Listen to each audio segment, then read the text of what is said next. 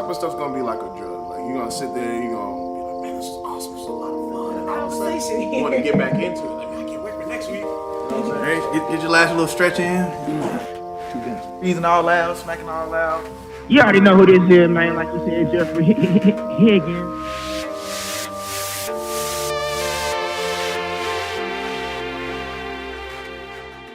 Brodies, brodettes, what's good? We are back, 285 live episode. Yes, sir. For your mama, for your granny, for your auntie, because it is Auntie. holiday season. That's right. 285. Today we have not one, but two special people coming back. But the second person ain't really that special because he's one of our peoples. Mr. Jeffrey Higgins himself. Go ahead and say what's up to the people, Jeffrey. Man, you already know what it is. You already know who it is. You already know what I do and what I don't do. It's your boy, Jeffrey Higgins. Nice to be here, man. I'm glad to be here, man. Mr. Higgins back, man. Yes, sir. So, I just wanted to go ahead and see how everyone's day is going, man. So, go ahead and how's it up there in New York for us, man? Well, I'm gonna be completely honest, y'all. It's real chilly out here, real chills out here. We at 33 degrees right now. 33 degrees right now out here, man. That's the forecast. Yeah, man. 33 degrees, man. You know, and I got my jacket on. You know, I'm doing what I do, staying bundled up. You know, looking good, looking fresh. You know, you already know what's going on out here, you know. So, you know, we get a little bit more intimate on 285 Live. I know it's been a while, you know, we ain't had you on here, but just tell the people, like, your experiences in Atlanta. Man, look, man, I was Atlanta, man. That's where I was. I was raised in Atlanta. You know what I'm saying? I done seen some things in Atlanta. Went through hard times in Atlanta. Grew. You know, personally, with my family and my friends, met some great people. Yeah. You know, connected with y'all, man, and you know, Hey, hold on. I know y'all already said it, but the Braves just won the World Series. Yes, sir. Everybody know that because you know everybody was just talking down on us. You know, a couple of years ago when we couldn't get the job done, but we got the job done now. I'm proud of them. We ain't gonna really talk about the Falcons. You know, the Hawks, they up and coming. We just gotta get everything together, man. Hey.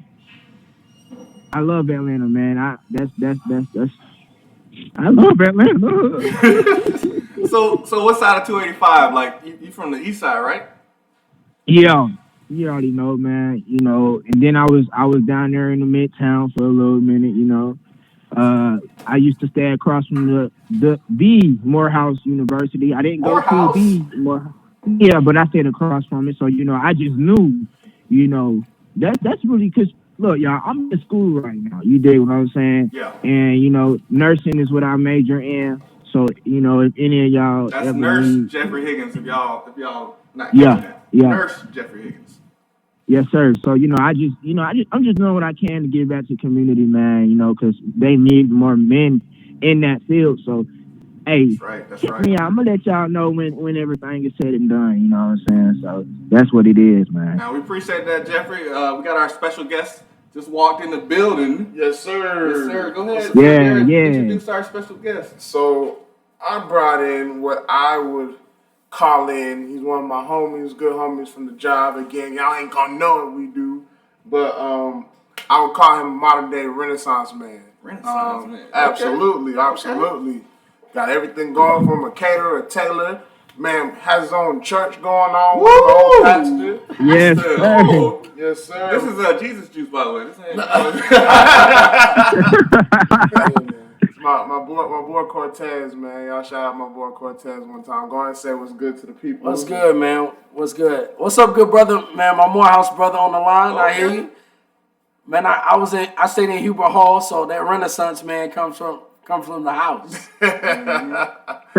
And so, you know, my boy Cortez here, we actually we played baseball around the same time in the cab. You know, shout out one time to McNair. Yeah. And, so y'all all East Side boys. Exactly, I man. kind of feel like I'm out of place. I'm from the West Side. Oh, so. man, it's okay. You made it, though.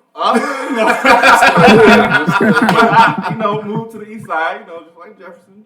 we all here again. You know what I'm Gotcha. saying? Yeah. So that's the whole thing about 285 Live, man. We all come from different sections. You know, I think we should trademark. We should come from all sections. I'm trademark everything. Everything we say, I'm gonna just trademark. Just like LeBron said, Taco Tuesday. I don't know why he tried to. That ain't been out there since forever. Come on. I said Taco Tuesday first. No, come on. Hey, man. But it worked. It worked. It works. It got us on tequila. Yeah, that's what's up, though. It is, man. But I'm so glad to have everybody here. We got the squad here for the day. So Yes, sir. Before we dive into the more serious topics, man, I just wanted to give a shout out to this one spot I found in Conyers. Because we shout out the businesses around here. So there's this nice lounge called Azure. Azure Sip Vibe Lounge. It's very nice out here on the east side again, on 138 in Conyers. If you're looking for a nice mature spot, they just opened up back in April of this year, I want to say, when I did my research. So the food's great, the vibes are great. They got a nice DJ, has a mature vibe, but they got play all the new music around here. So I definitely loved it. I went one time, and I ain't gonna tell you how much I spent, but I spent a good amount, and I had a great quality. Married man, so you know he spent some money. Yeah, you know, it is what it is. But just want to do a quick check-in and make sure how everyone's week went real fast. So we'll start with our guest here, Mr. Cortez, man. Hey, man, my week was great. Capped off a great week at work. Did some wonderful things there, learning and growing in that position. And outside of that, man, we're trying to close a little deal on opening up a little learning center or academy, so to speak, down in Hogansville, Georgia. Part of the church, trying to brand and push that to basically give another look to church and not just be so focused on Sunday morning, but people be able to see it as a place that you can go every day of the week and get something from it. So that's really all my focus was since I got off of work. And ended up having to fly out to do a service to Dallas Fort Worth, and so came back. Dallas. Yeah, man, it was very nice and very cold. Cowboys. Not the Cowboys. No, we don't deal with the Cowboys. Do that right here. But it was very nice, but cool, a little windy. But we made it back in one piece. I flew Frontier. Okay. How was that? Because every time I see Frontier, I'm just like, listen, I didn't know what Frontier was until I got on it. But I flew Frontier.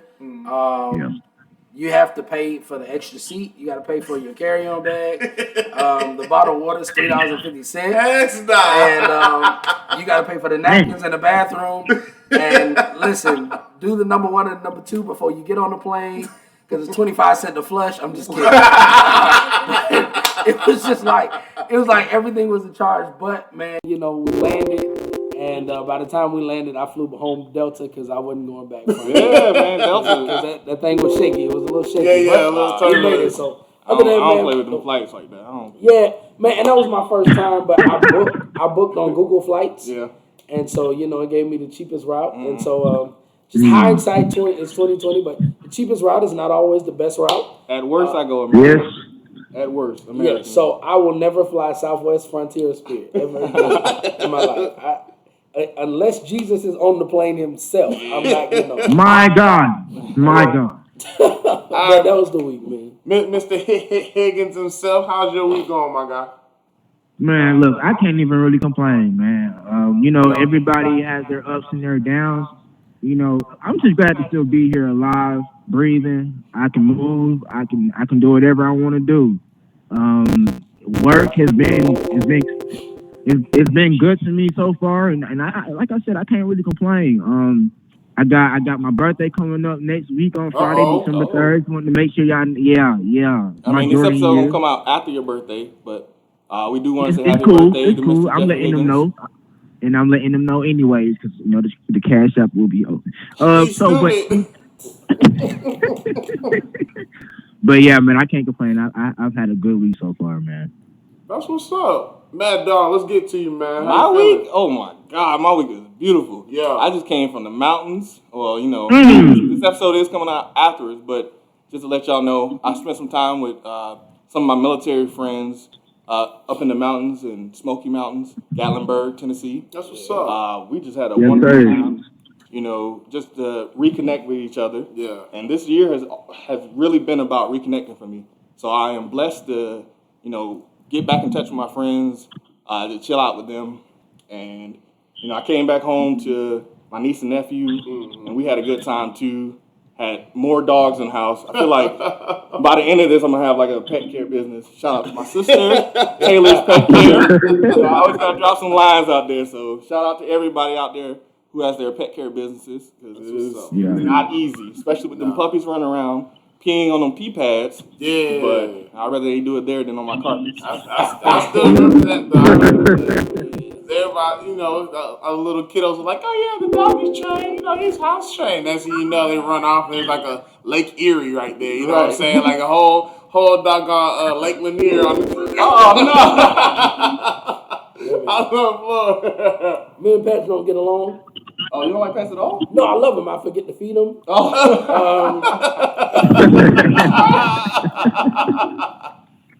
forget to feed them. You put them in a room.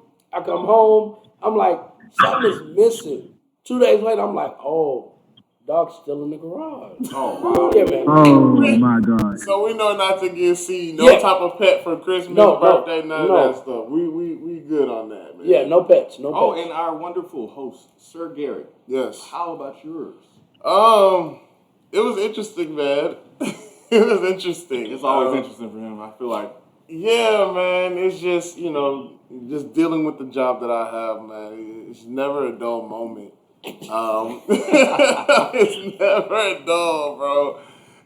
Had to deal with a very serious incident at work, and I think I handled it pretty well. I got a lot of people who gave me, handshakes and hugs and stuff for the way that I handled everything, man. So it definitely lets me know that I'm doing something right, and it's never, I don't do my job for the sake of the cheers and the hurrahs, man, but just to get the respect for doing the job that I do and doing it right, man, is. But that bonus would be nice toward the holiday season, though. Oh, yeah, for sure. That's always nice. But the bonus never ever goes towards me. It always goes to either the lady or the family. Okay. So, that's what I do it for. And but all in all, man, I honestly, so I'm very blessed to be in a position where I'm at, where I can be very impactful to others. And this is another reason why I brought out 285. So just to give our perspective and just to, let something sit on someone's mind, someone's heart, as to what we're going through, and letting them know we're not, they're not the only ones going through it. But, so, I was talking with Maddogg this week, after our last episode, and after seeing everything on social media, it kind of brought me to one familiar question, or one bottom question for our show this week, and that would be the topic of success. What does that look like for you personally? How do we get there? What is our pitfalls? Like, just things were just running through my mind, because as we're going into a new year, we have to set new goals, everybody, and we have to be better than what we were the last 365 days. And even though we have reached a high level, we have to continue to reach higher. Yeah. So I like to go around the room and kind of figure out what is success to you. I'll start it off because, like I said, it took me a whole week to even come up with an answer. Which is crazy, because our guest was singing a song that I've been singing since we've been talking about this. They ask you what you do, who you do it for. Exactly. I've been thinking about it, because it ain't really just about me. Me personally, I've just been on the tip where I just want to bring everybody up with me, because it's easy for me to do individual success, but especially as a Christian, to bring everybody else with you. It's a lot of obstacles. There's a lot of people who, they might not be keeping up with you at the time, but you really, if you have that heart for it, you're like, I want them to succeed. I want them to succeed. Correct. And that's one thing that I've been trying to do more often lately, is just being positive and telling people hey, somebody else might not be saying this to you, but me personally, I am saying this to be genuine, that I want you to succeed. Right. So I'll pass the buck back to SirGarrett. So, with that in mind, like I said, I've been thinking about this a lot, and what I would kind of boil it down to is being able to touch everything and to turn to gold. Just the fact, no matter what type of obstacle comes my way, I know that people can depend on me to be like, okay, he's gonna bring us home. Because if you think about it, I just a prime example. I mean, if you think about it, you got Michael Jordan. You know what I'm saying? You'll have a Ken Griffey Jr. To go outside of this. You have a Denzel Washington. Like you have Chadwick Boseman. Every time you've seen them perform, or even Barack Obama, I'll even give it to President Obama and even First Lady Michelle. Every time you see them, you're like, okay, either their speech is going to be good, what the acting on is going to be great. We're going to be just fine. Right. Because at the end of the day, I can lean on them and be like, hey, we are straight. Yeah. Pass the ball to Jordan, he's going to give you 50. We could be down 60 and he'll give you 50, and then be mad at Scottie Pippen for why he didn't get 12. You know what I'm saying? Yeah. So just that drive to do better, not just for my sake, but for the sake of others. Right. So that's kind of where I'm at with it right now. What do you think? Oh man, I think honestly, success is the good and the bad. It's almost like it creates the illusion of what we want versus what we need. There you go. Yeah. Look at our millennials, our generation. Success is based off of Instagram, TikTok, Facebook, rappers, artists, athletes. When really success should be focused on what are you completing for yourself. Think about it. Watch night, New Year's Eve. Everybody's going to gather together with New Year's resolutions. They're going to pray over it. They're going to fast over it for one day. And then they're going to move into a January where all of a sudden I got to make all of these changes, all of these adjustments. In March, we like, man, I don't even remember what I said. Right. But at the same time, the only thing that's pushing us is what we're seeing on our phone, what we're seeing on our tablet, versus being at a place like you both said, what are we doing for ourselves, for our family, for our community? And I think in our generation, we've gotten away from real success. Right. Real success is not being famous. Right. It's not being rich. It's being able to create an environment of growth, of change, of wealth that is not necessarily based off of money.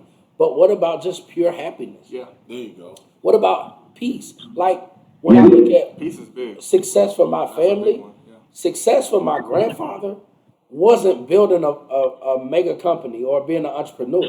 Success for him was just not getting killed by the quote-unquote white man and moving out of the country and his children being able to go to school. Right. Success for my mom was I just want my son to get a good education. Now success for us is no longer about the generational wealth. Right. It's no longer about our kids. It's like, oh, I got to have my name out here. I got to drive the best car.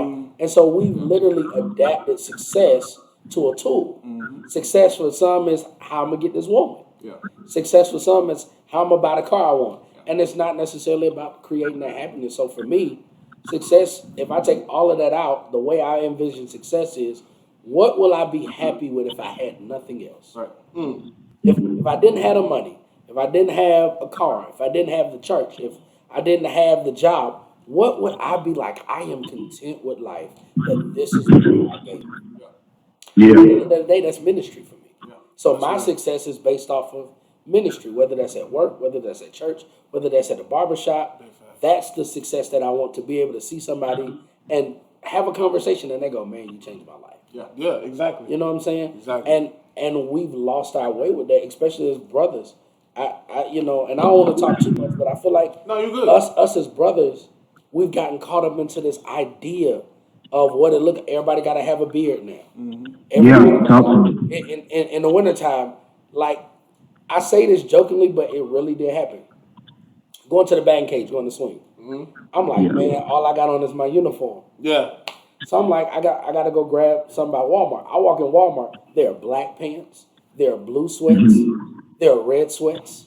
There are orange sweats. There are tie-dye sweats. There are no gray sweats in the building. Why? But it's the reality of, to us, we like, man, that's crazy. But to think that people like, oh, I got to have gray sweats because this makes me look better. This is what everybody... And that's the mentality of what we've created the success to be. Success has become a natural desire of what's going to make me look better, not what's going to make me feel better. Right. You know what I'm saying? That's powerful.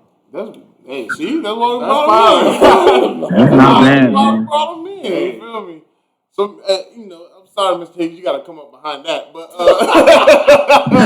he's a wise man. He got it. So go ahead. One time for the one time. Just you personally. Just let us know how you define or how you see success for yourself personally. For me, I have, yeah, that's a lot. You like you said, that's a wolf. But for me, I have to say success starts with just waking up in the morning. I don't think people really realize how blessed you are to even be able to see another day. Right. And then success for me also goes into the whole aspect of breaking bad habits. Because what we tend to do is we tend to, like y'all said, we'll write down a list of whatever we want to do the next upcoming year, and then next thing you know, we turn around and we start doing our bad habits again. Breaking those bad habits is your first thing that you would want to do in terms of success. That's what I try to do. I'm not perfect, nobody is. I'm still working on myself, everybody is. But that's the first and main thing. Number two, generational curses, right? Because we tend to forget that those generational curses are possibly a big reason as to why you have those bad habits. Wow. Being able to really just sit down with self and then sitting down with your family members, talking about what made you, what groomed you into being the person that you are because of whatever happened before. You might have somebody in your family that has an alcohol addiction, that's been having an alcohol addiction, somebody that just drugs maybe even. So being able to really look at yourself and really just crack down on yourself, be like, okay, I'm way better than this. I am more than what society sees me as. Yeah. And I'm gonna be great. I'm gonna be successful. Success doesn't all you don't need fame to be successful. Correct. You don't need the okays of your peers to be successful. Being able to just do the small things every day in order for you to move forward, that's the biggest thing for me when it comes to success, and that's what I value myself on when it comes to me being successful. Yeah. And I'm glad you said that, man. You said a lot, that I kind of wanted to kind of dive into more, but the main thing that you said was the pitfalls. I want to get to that a little bit later, but the more immediate thing I want to address was the fact of you saying like, oh, let's do the little things right, because that's really where success really starts. You know what I'm saying? Like if you have this big goal, what people fail to realize is like, okay, let's take it, in terms of the entertainment industry. Oh, I want to be this big actor. All right, cool. How you gonna get there? Right? You do realize, you have to get yourself an agent. That costs money. Where you gonna get the money from? Yeah. All right. So you have to do something where you have to represent yourself, i.e., commercials or some sort of advertisement, being an independent film where you can pad your resume. So a lot of people don't think about that part. They just, like my boy Cortez was talking about, like people just go ahead and they just see what they see on social media and copy it, but they don't realize the actual work that goes behind it.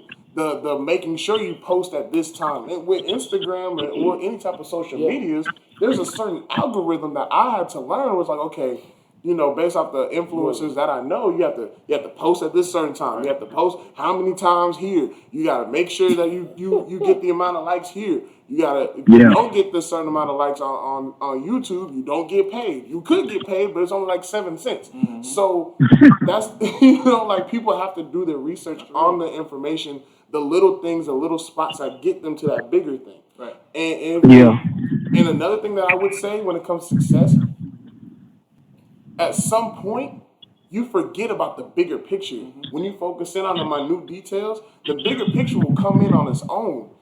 Prime example for me, I can only speak for myself personally, and that's all we can do in this circle right now. Yeah, we're not judging anybody for their definition of success. Correct. And again, we do post these engagement posts on our Facebook and Instagram. So if you do want to engage with us, tell us what you think success is. We would love to, go back and forth, talk to you. Absolutely. So, like for me, right, I told myself in high school, I was like, okay, I'm going to a Division I school or NCAA school. Right. Point blank period, it don't matter if it's for academics, athletics, it didn't matter to me, right? It didn't matter. because the two went hand in hand for me. You're called a student athlete for a reason. Right? And my dad instilled that in me. My mom instilled that in me. Both of them together instilled that. So it's like, okay, you want to go to the big schools, you want to go to a Georgia, you want to go to Alabama, you want to go to a Florida, you want to go out west to California. Do you have the Georgia grades? Do you have the Florida grades? Because there's a whole bunch of kids walking around here 6'6", 250, can run a 4.4, 4.3, 40. But do they have the mind, okay, when they're coming off the field on Saturday to do their homework on Sunday? Right? Yeah. And you're, from here on, and if there's any young listeners right now, I want you to understand, you are about, if you want to go to a school, you are representing the school. You are advertising yourself to where you can show like, hey, I can perform under pressure, whether it be on the field. I can keep my grades up. Now these kids are getting deals with money. I can handle my money. I can handle the business that comes along with it. So there's a lot more pressure on these kids to understand that part versus, oh, well, you know, this NIL deal is going to give me, you know, $50,000. I can go ahead and give me a Dodge Charger. Like, it's bigger than that. That's just a small stepping stone to what you are trying to get to. And so I just want that, like for me, when I was trying to get that, I was like, okay, I'm gonna get my grades up. I made everything competition. I want to be top 5. My bad. I want to be top 5 in everything: academics, athletics. I want to be the strongest guy on my team. I want to be the fastest guy on my team. I want to be the leader of my team because I want to prove to not only them but the next level that I can lead somebody successfully. Yeah. Now, we ain't going to talk about Lakeside football, but Lakeside baseball, it was a different ball game. It was a different ball game, right? Because that was my element. That's where I really stepped up. So, and the next thing I know, awards coming in left and right. Why? Because I'm not focusing in on, you know, looking at the picture every day. A lot of people say, you know, visualize it. Cool, I get that part. But when you're doing the little things right every day, the rewards will come afterwards. Right. Well, see, the reality is success is not the result. It's the process. Absolutely. And you have to celebrate the small victories. Right. So what happens is most of us, if you look at baseball, most of us, let's say the home plate is the end result. We get to first base, we get a hiccup. We like, man, I'm just going back to the side. I'm done. Right. But then you get the next person, they get the second base, so you're like, all right, I'll continue. What we keep having in our community and our culture is every time we see a bump in the road or a detour, we're done. Right. It's almost like we're like cell phones that lose signal. Right. We can't do nothing until we get back in an area which is not the case. Right. Sometimes you're not going to get the signal. Sometimes you're going to feel disconnected. Right. Because the success is the process. Right. It is what you learn as you succeed, as you go. But when you celebrate the small victories, that's why I hate when people do these vision board parties. Yeah. But after the vision board party, we don't see each other until the next vision board party. Yeah. There's no accountability. Yeah. There's no working with it. So instead of doing a vision board party, do a I'm doing it party. Right. like this is the vision, but I'm actually doing this. Yeah. I'm actually making it happen. Because when you realize every time you go through the process is actually what prepares you for the end result. The success is the process. Right. That makes sense. It's navigating to get there. Yeah. Man. Unless you play on the Lakeside football team. Chill. I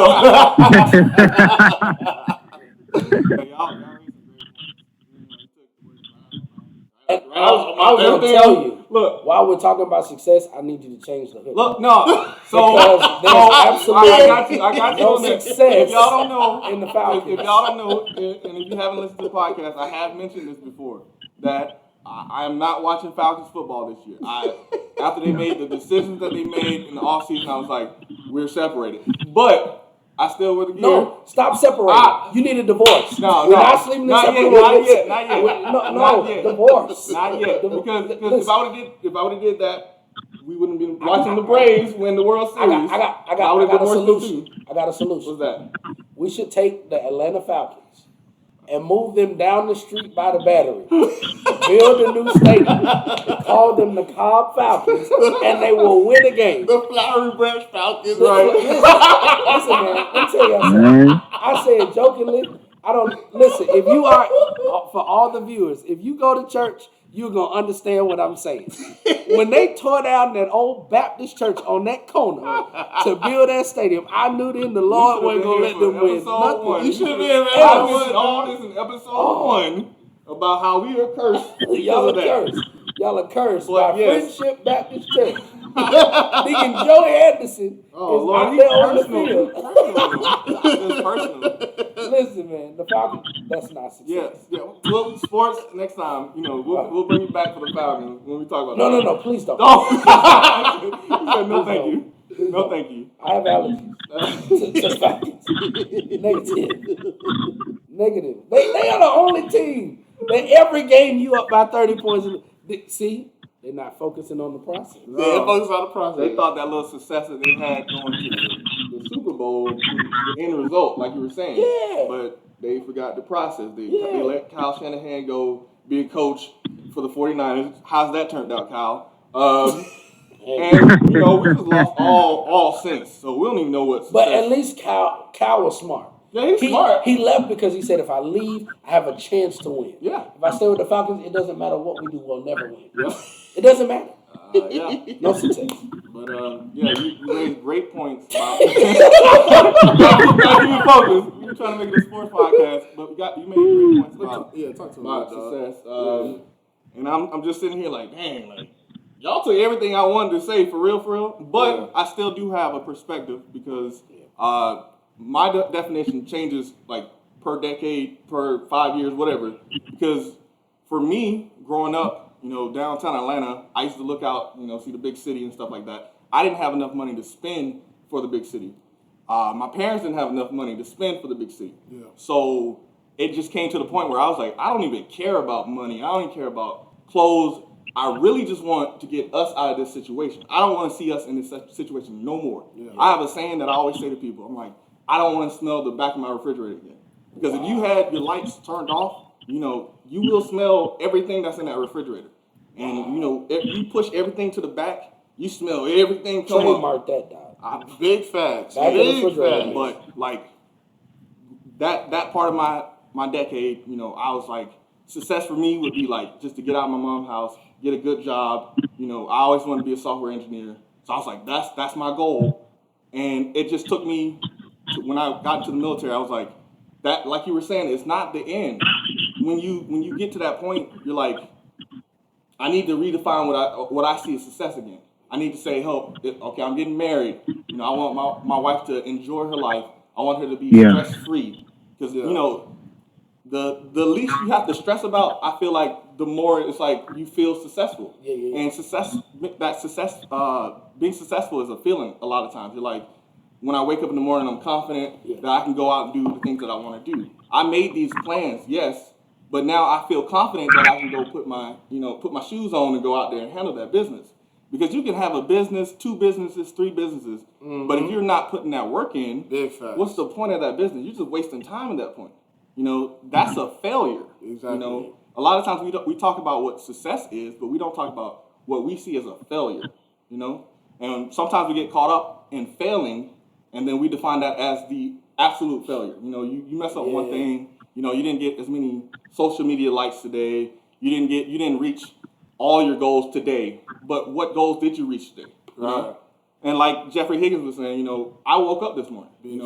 I was able to make a post this morning. Somebody saw it. Somebody was like, I like that.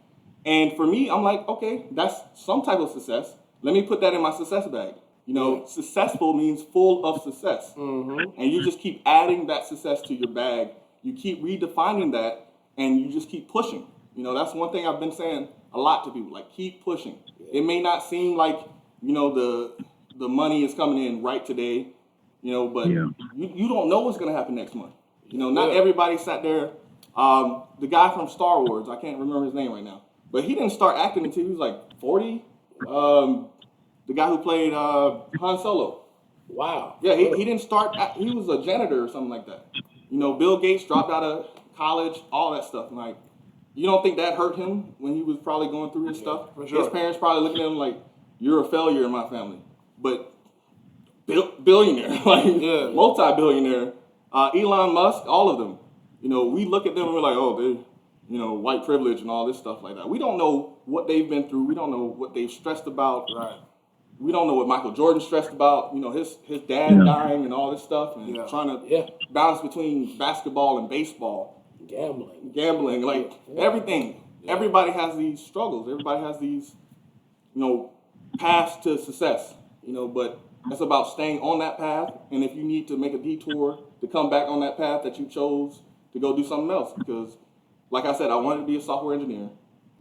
I took 6 years to be an air traffic controller in the Army because I was like, they don't have exactly what I want in the Army, but I want to try something new. Yeah. Just to test myself to say, can I succeed in this lane? Air traffic control is a completely different field than doing computer stuff. So when I went there, I was like, let me just test it out. They were teaching us all types of stuff like weather, like drawing out airfields. I was like, I am not good at any of this stuff. Like, I got to memorize all this stuff. And it intimidated me at first. Yeah. And then I started saying, okay, you can win air traffic controller of the year if you keep this up. Because it was people that I knew personally who were getting nominated for this stuff.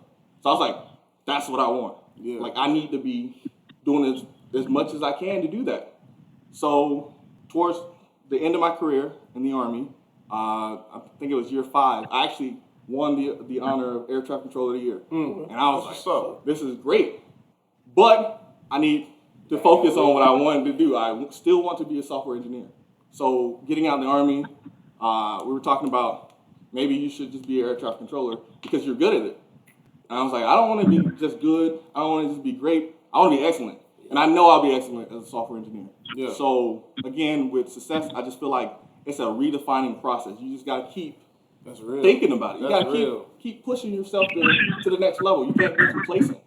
A lot of people do find themselves complacent. MC Hammer, all these people who made money quick in the 90s, and they don't have anything to show for it. And it's just like, it's puzzling to me. I'm like, you had millions of dollars, millions of fans, and you didn't take the time to learn how to save, how to build, how to just keep that continuously flowing. Mm-hmm.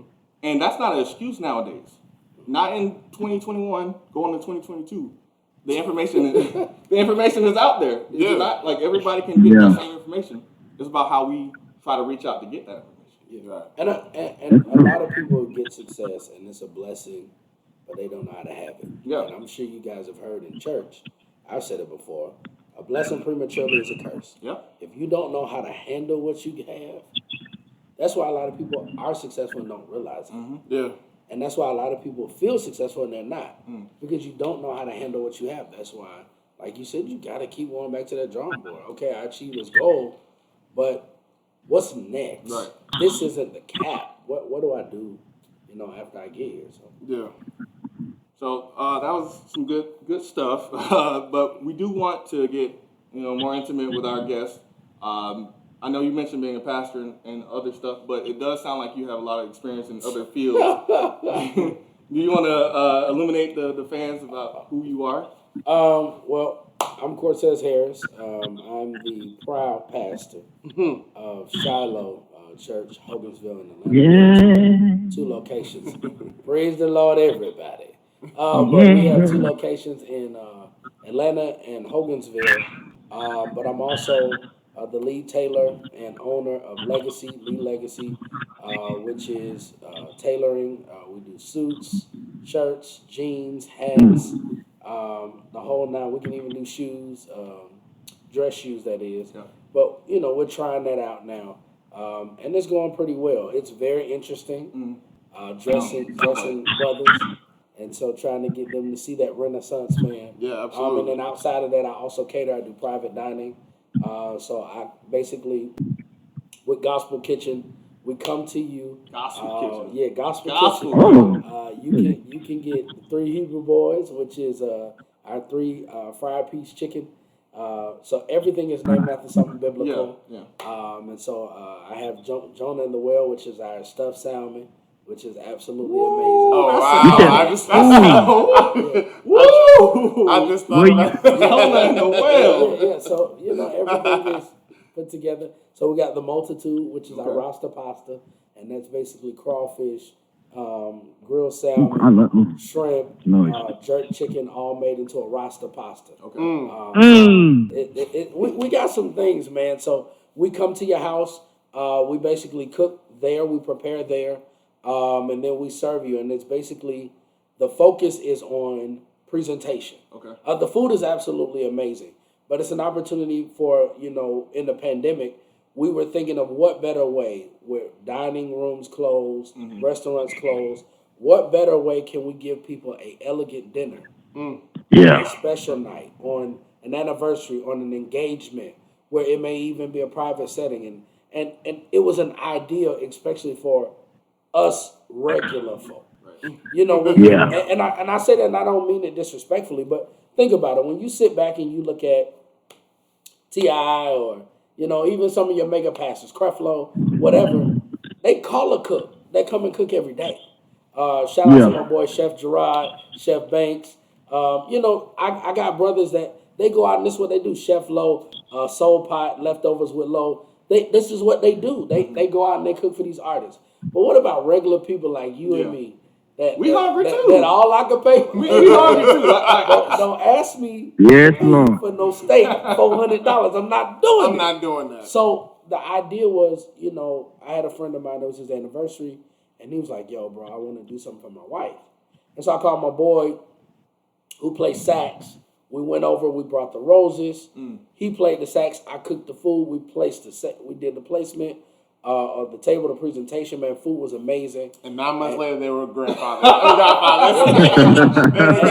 And literally, it was like, from there it took off. And so people started calling for Girls Night Out, which has been a blessing, because that's where you make all your money. Tips, man, listen. Yeah. Especially when you do like a Girls Night Out, maybe 7, 8 girls, or ladies or whatnot, man, you cook the food, you get ready to leave, they're like, oh, what's your cash up? And I'm like, the Lord is high above the heavens. Because, man, the tips be nice. Oh, man. But you do that, or you have the fellas get together, and they're doing a fishing trip, and, they'll bring you to the cabins. You go to the cabins and you cook, and, things of that nature, man. So we started doing that.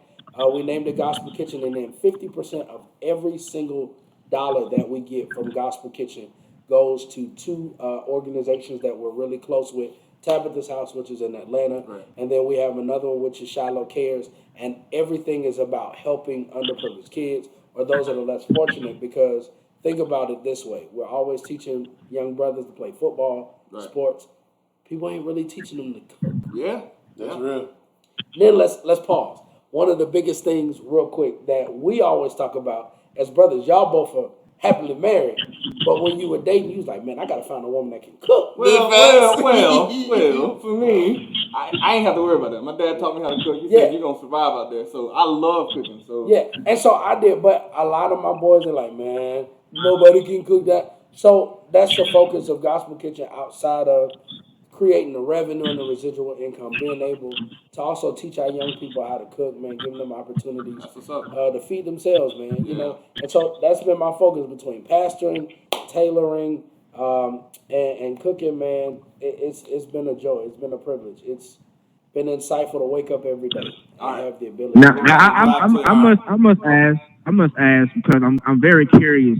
You just talked about all the great food oh my Lord Jesus. So, but would you be willing to come to the good old Buffalo, New York? Listen, Doc. Listen. I promise you. I was just telling somebody yesterday. The one place I want to go that I've never been is New York. And so, Doc, I would definitely come to New York. You got to take me to the best, the grocery store. Now, I don't want to go to Home Depot. Take me to the Publix. And I would make sure that you don't come while it's snowing, because that's not when you want to come. But I will make sure that you are. Yeah, everything you need. I just want the food. And thank you in advance. I got you, man. In fact, man, I'm gonna figure it out. You can do anything on Amazon Prime.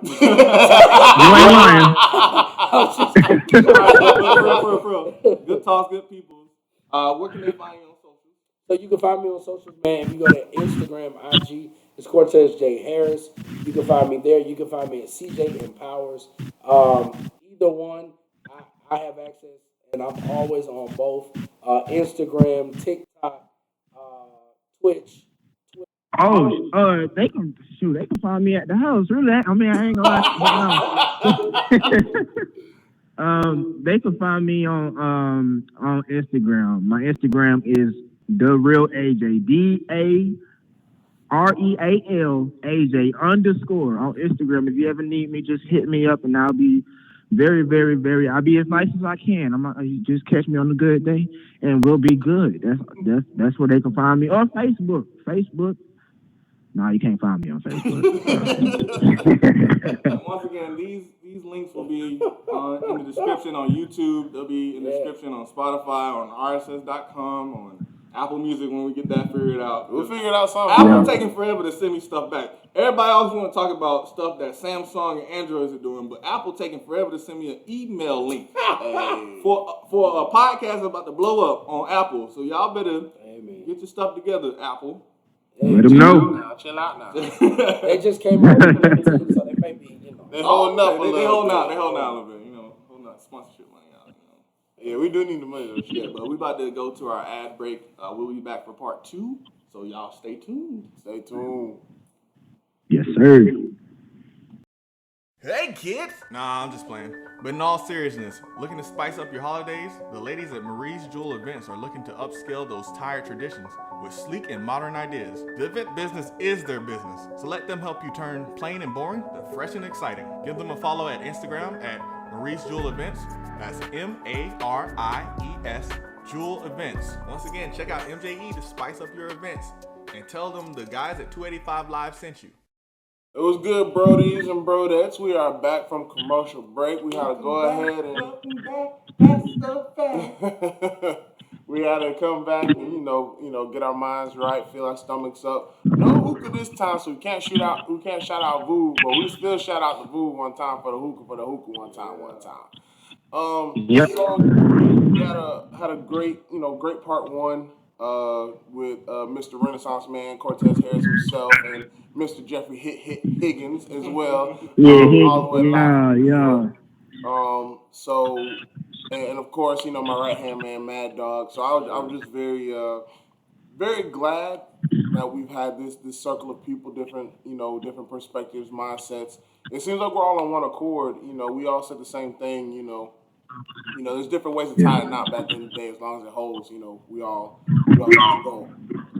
But the one thing I want to kind of bring back when it comes to the level of success for us, because I feel like, on our own personal levels, we are successful, is kind of the people that influenced us to get to the level that we're at and pushing us to go beyond where we're at. So I'll go first. I think for me, first and foremost, I would have to say my parents. My dad was the enforcer, my mom was the nurturer, so that kind of played a role in itself.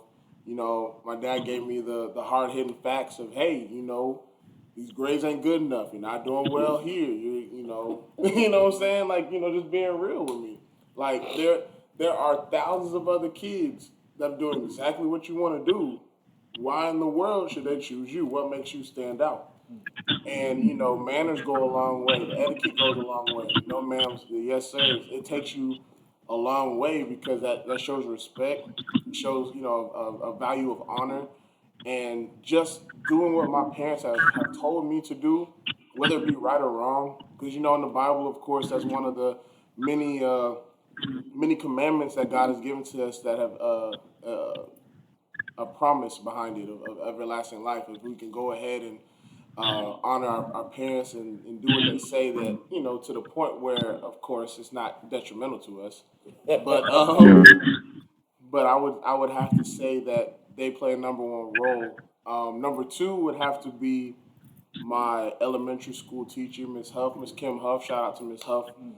She was definitely, literally from first grade to fifth grade, she made sure she was my teacher for my class every single year, to the point where she just, had to let us go. And, she was like my mother.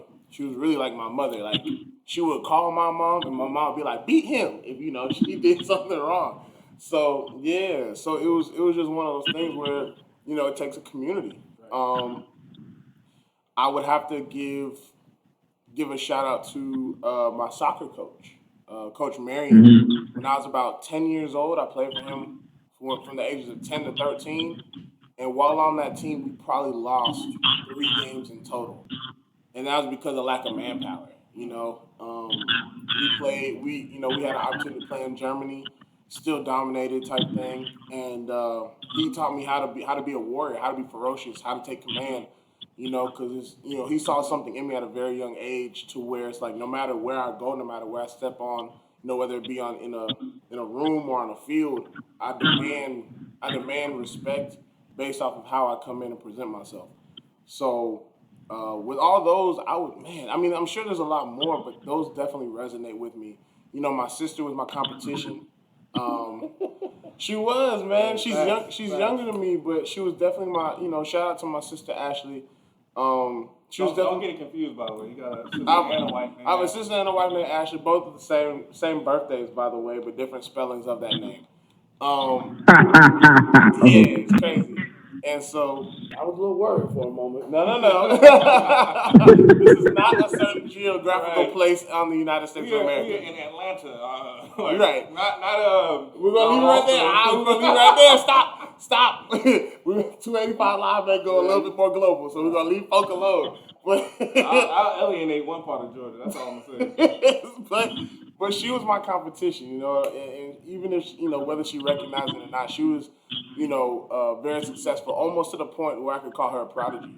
So everything that she touched was really like she could go outside and literally be like, okay, what's this? Look at it one time and be able to hit it right then and there. Where it took me a lot of reps to get to where I'm at.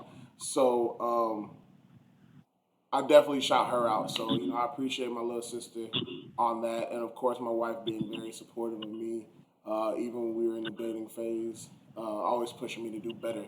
So those are all mine. Mr. Cortez, if you have any important influences on your success up to this point, or those that are trying to tell you to do better? I've had really 3 main influential people in my life. The first one being my grandfather. He was not my biological grandfather, but he married my grandmother. And when I say this man, I watched him go from Atlanta to Tuscaloosa, Roll Tide, consistently every week, but never missed a beat with us. He never missed a game. He worked at General Motors in Tuscaloosa. And so if he had to drive after work 2.5 hours, 3 hours to come to a baseball game and then drive back that same night, he did. I also got to watch him love on my grandmother. So I was able to see real love. Shout out to the parents, by the way. Grandparents. Yeah, shout out to the parents, man. I was able to see real love when the happy feeling goes away. When you left your shoes at the front door. When you left the toilet seat up. When you didn't do what I told you, I got to see that part of love. And so, man, that was one of the most influential people in my life. And when he passed away, December 17th, 2019, it shook my world. But he left me with the tools to succeed. Absolutely. To be the best I could be. And then the second person would be my uncle, Calvin Cox. We call him Uncle Bubba. he about 6'5", about 350, good old dude. But man, he's A1 day one, man. And so he's literally the leading post of my family. He's the one with the most financial sense. I've only got whooped by 2 people in my life, my mother and my uncle. My father never whooped me, my grandmother never whooped me, my grandfather, nobody ever whooped me but my mother and him. And he gave me the last whooping I ever got. And after that, I've never gotten in trouble ever again in my life. But he was hand in hand. And then the third person would be my pastor, Pastor Black. Man, I've watched this dude gracefully lead thousands of people while still doing the best he can to be him. Yeah. And be a natural person and not be this stuck-up guy. And so being able to see the ministry standpoint, being able to see my uncle, and being able to see my grandfather, it's been amazing. My dad's still around, but my dad is the quiet guy. We could, the house could be on fire. My dad will be like, hey, there's water in the other room. Doesn't make it. I guess we'll buy something else. Yeah. You know, so he's the best friend, I guess. But man, those have been the most influential people in my life, and of course my mom and grandmother. So shout out to all the Harrises and Coxes all over the world. So Cox, yeah, the Coxes. Yep. Yeah, so it's been amazing, man. I've been blessed, and you really know how much God loves you by the people He give you. Big facts. And so I'm extremely blessed, man. Absolutely, absolutely. Mr. Higgins. Yeah. I will have to say, starting off, I have to say my mom first and foremost. Cause growing up, I was a handful. I was that child that you told to do all the dishes. I left 3 forks in the sink, not one. I left all 3 of them in the sink. I was the son that when you told him it's time to go to bed, I'm crawling in the kitchen. I'm trying to get some snacks late at night. My mom, I was a handful. And that's just the light part of it. But she stayed with me. She stayed by my side. And she was just being the best mother that she could possibly be. She laid out the foundation for me. Not having a father in my life, so that was the biggest thing. I could only see what she had to do in terms of being able to provide for us and for us to have the new shoes and good clothes and stuff like that. And even those nights where she thought that I didn't know she didn't eat, but she fed everybody else, those nights really did something to me as I got older. When I would, because you never really start to appreciate things until you really do get to that age to where you start to understand stuff like that. Absolutely. The second person I would have to say, I would even have to say my dad, because he showed me what not to do in terms of how to love those that you call family. He showed me how you shouldn't love your wife, how you shouldn't treat your kids, stuff like that. So his faults helped me learn from a distance. I would have to say my grandparents, even though there were many days where I didn't feel like praying, I didn't feel like doing anything really. They just be like, all right, come here, come on, son, let's pray. We got to get this. Whatever you're going through right now, we gonna go ahead and we gonna give it all to God, because without Him, where would you be? Yeah. And they really kept me grounded. And last but not least, I would have to say my brothers and my sisters. Actually, not last but not least, but my brothers and my sisters, and then you guys, honestly, because as for as long as I've known y'all, y'all kept me grounded too. And even during those times where I'd be tripping, y'all be like, all right, Mike, all right, you gotta do what you gotta do, man. And so I appreciate all of y'all, man. Really, honestly. Yeah, we love you, bro. You're welcome, Jim. I love you too. Nah, man, that's what's up. We're gonna go ahead and finish this up with Mr. Maddogg here, man. If you could kind of give us yours and. Man, the list is long, but I'm gonna keep it short just for the sake of time. Parents, of course, I talked about them last episode 3. Yeah. Talked about how our parents is in our lives. My dad put a keyboard in my hand at the age of 2, so I fell in love with computers early age. All of my military leaders, Sergeant Ortega, Sergeant Calber, Sergeant Bushkin, Sergeant Burkheiser, who will be a guest on the show. Oh, bet. December 12th. I always got to throw the plugs in there like that. But like, for real, all my mentors in the military, I appreciate, they always pushed me to do more than I wanted to do. Because sometimes I used to sit on the sidelines and be like, I just kind of want to coast it out, get my GI Bill, go to school to do what I want to do. But they was like, there's more out there. Go be Air Traffic Controller of the Year. There are a lot of people in Germany that I met.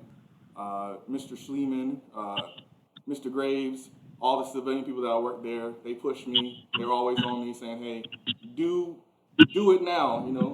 Do the work now. Lay the foundation now. So when you go home and you're with your wife and you're doing your computer stuff, you ain't gotta worry about nothing. Right. You already got your degree. You're already working on whatever else you want to work on. My teachers, of course. Everybody say their teachers are important in their life. I was in JROTC when I was in high school. Sergeant Bleach was always on me. I remember one day I took the ASVAB, which I thought it was just a career aptitude test. That's what they told me it was, but it was like actually for the military to see what job you can get in the military. So I went and kind of did that, but I got like a 82 on it or something like that. And they looked at me like I was like the superstar of the year. They pushed me after that. I went to be the battalion commander, and they was just like, they was like, go, go, go. So I really appreciate the people who stuck it out with me. Of course, gotta mention the wife. Of course. I love my wife to death. She's always on me. She's always having me refocus and having me to rethink things. And sometimes I think I know it all. I'm like, I got life figured out. But she reminds me like, hey, it can be done better. We can do stuff a lot better than what you think that we can do. Like, let's put our heads together. And that's one thing it took me a while to learn how to do is like, really learn how to compromise and how to see the best of both worlds. Because sometimes we get caught up in our own selves and be selfish, But just to have them, and we got our spiritual leader, who is my mother-in-law. Oh yeah, Grandma Sybil. Oh my God, Grandma Sybil. The most stressful days I've had during this COVID season, she's just like, God's got it, and she reminded me every day. I went down there to pray with her, and the blessings are aplenty. I'm not bragging, on myself. I'm bragging on God at this point because the blessings have been crazy. Yeah. But we're gonna wrap it up. Last final words you want to say as our special guest? We enjoyed having you here, by the way. Absolutely, my God. Let me come back every now and then. Yeah, you will. Man. Look, at bro. this point, you family. Like that's how I always say to people. I'm like, look, good conversations. I need that in my life. I need people who are gonna talk to me, who are gonna talk to me about things that they've been through. Because I've been through this, you've been through that. Yeah. So, final words. Man, I'll just say, man, you guys keep going. Like what is transpiring, what is happening. Fret not over small beginnings, man. Like God is going to exalt in due season. But as I've told SirGarrett, Dr. G, I've told him, I said, sometimes you feel like the black sheep because you're not like everybody else. Right. And that's the lesson of what I see with what you guys are doing. It's not following the structure or the routine of everybody else. It's creating a door and a portal and an alleyway, if nothing else, for black men to have a place to feel like they're at home. This gives it doesn't even give the barbershop feel. Right. This gives on the sofa at the house in front of the fireplace, literally, and when you get done, you feel better than when you started listening. Absolutely. So y'all keep going, keep pushing it, and know that literally God is about to birth dreams. I really believe we're in a place where God is allowing us to give birth to our dreams, but not leaving us just in the labor room, but nurturing the dreamer. Amen. He's nurturing us to give birth to the dream. So, man, y'all push it, keep going. Whatever we could always do to work together, let me know, man. It's a pleasure, it's an honor. And so, man, shout out to the show, shout out to the fam, and we're looking forward to great things, man. All right, Jeffrey Higgins, we finally got you on episode 4. It's never too late to get the best on here, so let the people know, like, your last closing words. My last question. Look, like I said before, it's just an honor to be here. Really, honestly, it's an honor, and it's truly a blessing to be a part of something that will not only bless me, but will bless everybody else going forward. Being able to form and create these connections with everybody is always a beautiful thing, and I think that we're doing a great job so far. And honestly, there's no podcast like the 285 Live podcast. I'm not gonna lie to you.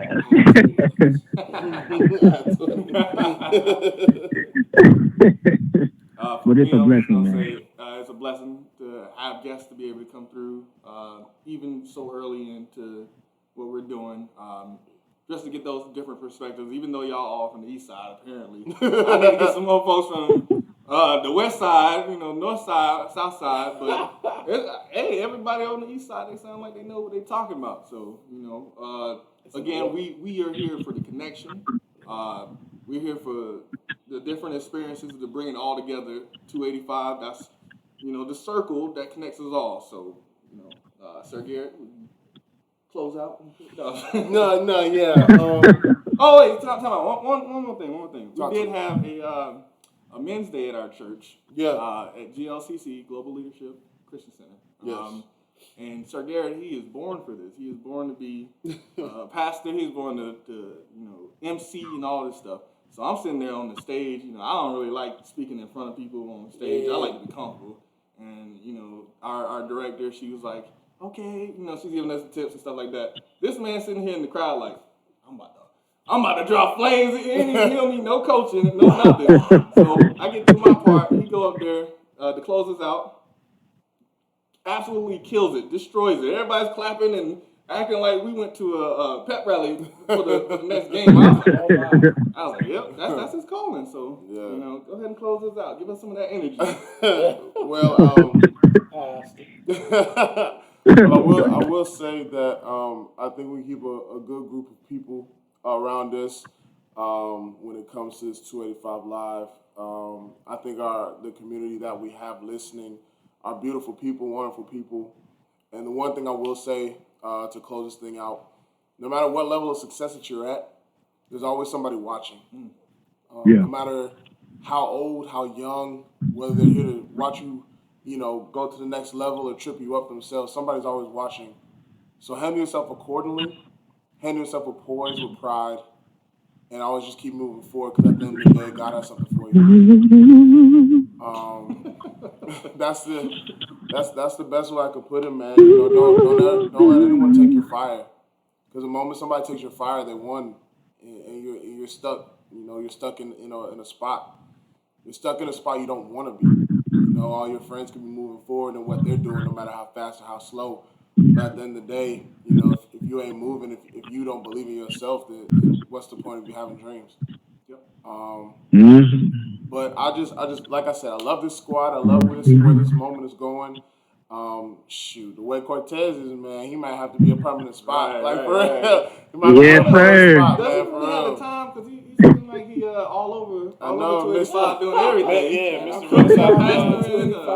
Yeah, he in the whole outskirts. I'm on the street team. I pass out flyers on 285.